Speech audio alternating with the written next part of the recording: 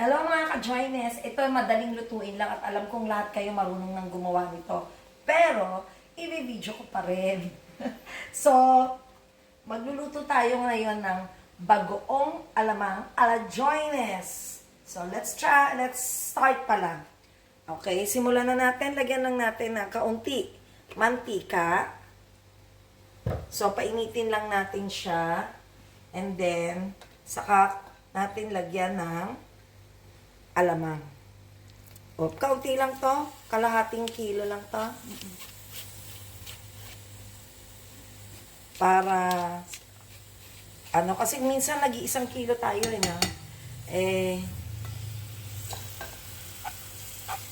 para mas mabilis na Then, ibabad lang natin. Pakuluan natin sa suka para maalis yung alat at yung lansa. Ayan. Okay. So, hayaan lang nating maluto siya sa suka at maiga. So, tatakpan lang natin siya and then, mamaya ulit bubuksan natin. Okay, nakita natin, ayan na, iga na siya. Naiga na yung ating suka sa ating alamang. So, kukunin na natin siya. I-set aside muna natin siya.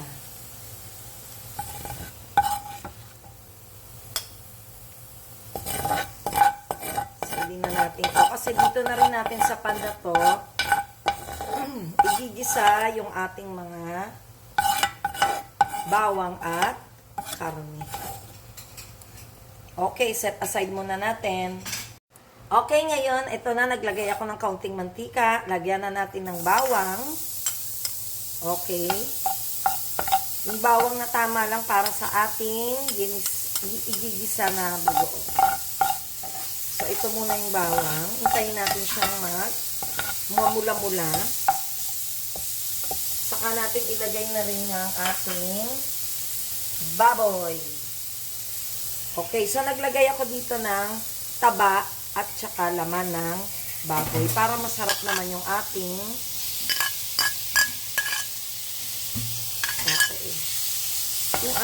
alamang. Wow, ang daming baboy. Parang binagoongan na to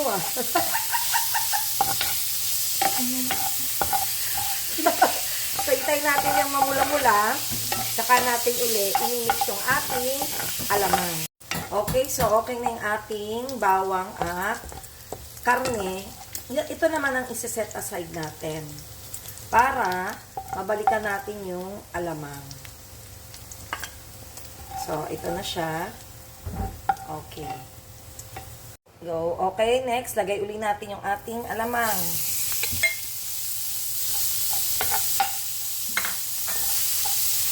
Okay. Ang unti lang pala ng kalahating kilo. Ay! Mga talsik. Medyo hinaan natin yung apoy. Pinakamahina natin. Then, lagyan na natin ng brown sugar.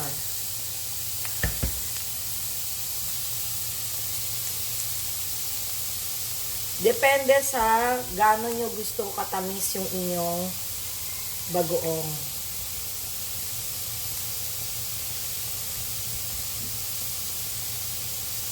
Kaya ako may dinadamihan kasi para maalis din yung lansa niya.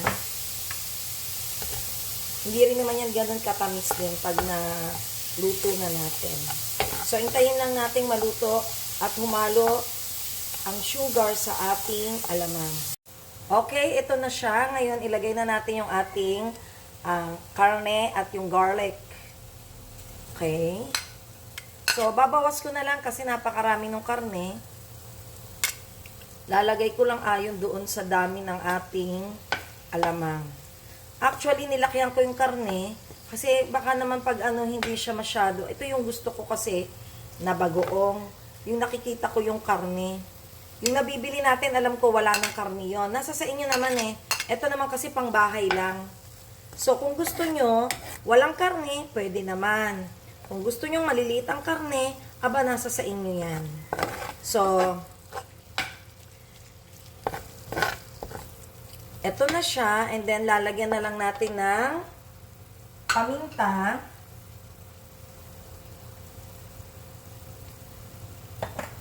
And then, kaunting chili. Chili, ano ba to? Chili bits? Flakes. Okay, yan. Okay, halo-halo lang natin. Pero, kung pang business nyo to, wala nang karne. Malulugi kayo. Ito kasi pang bahay lang naman to. Pang dagdag ko lang yung karne, kaya nga ala joines di ba? So, pag nasa sa inyo yan, kung gusto nyo ng may karne o walang karne. So, that is our finished product. Ang unti lang kasi ng ating alamang ngayon. Papalamigin na natin ito, and then isasali na natin yan sa lagayan. So, mga ka-joines, nakaluto na tayo ng bagoong alamang ala joines. Sabi ko naman sa inyo, malalaki yung aking karne kasi yun ang gusto ko. Kaya nga ala joines. Ngayon, pwedeng walang karne, pwedeng maliliit lang ang karne. Kung pag-business nyo, huwag nyo nang lagyan ng karne para mas makakabenta kayo ng mas marami kasi mas mura nyong maibebenta. So, enjoy na naman tayo mga ka-joiners. Meron na tayong bagoong alamang ala joiners. So, always remember, happiness is joy. Bye-bye!